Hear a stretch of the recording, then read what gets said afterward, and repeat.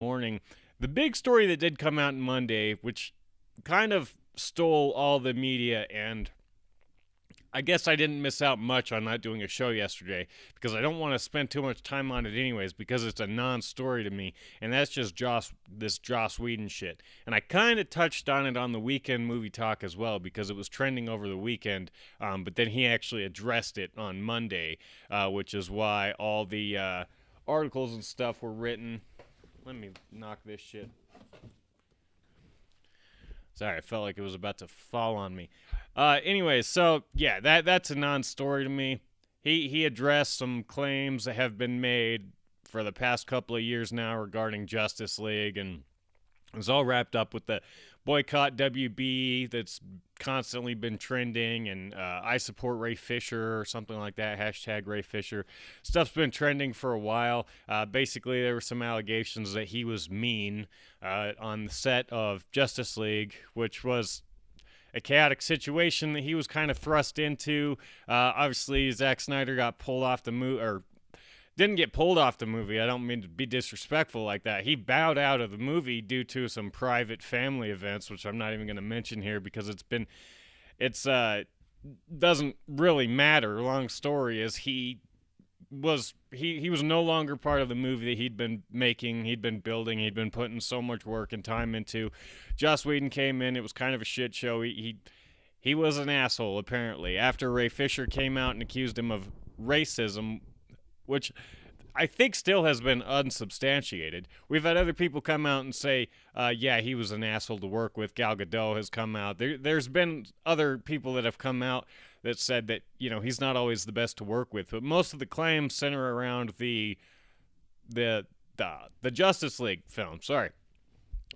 It's not like stories have started floating from the past, at least none that are like super bad.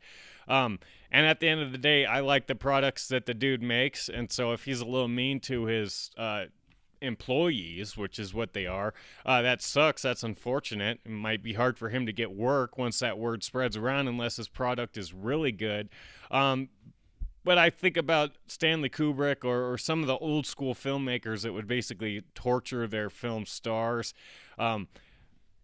He's not pleasant to work with, but he gets the job done. I've heard some pretty weird stuff about, God, I can't remember. The director that made Foxcatcher was kind of sketchy. This is all just in this, 2010 on era of everybody needing to be a victim and everybody wanting to be babied, basically, in this society.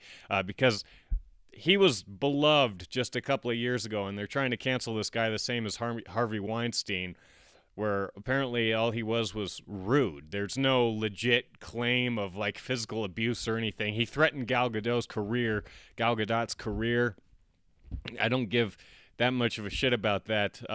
It was a stressful movie situation. He's a film director. If he's a dick, I don't care. I like the movies he makes. And everybody's, mad about his non-apology, and he shouldn't have. I don't think he apologized, but he addressed it. I think that's what the articles were. Like I said, I didn't even spend that much time on it because I don't care. I move on. If he's that bad to work with, then maybe we're not going to hear from him again in Hollywood.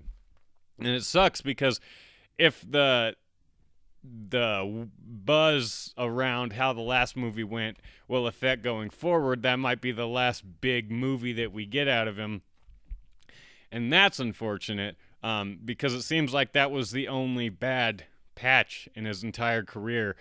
But anyways, he shouldn't have apologized. He shouldn't have addressed it. That's how I always recommend to handle cancel culture, is to just let it go away. And eventually it will. And for some reason, he felt the need to come out and start talking about it. And the other big issue was he was apparently accused of racism, which, like I said, has been unsubstantiated. But he decided to address this on Martin Luther King Day, so that makes him an absolute evil, racist, hypocritical person. I don't know. I could give a shit.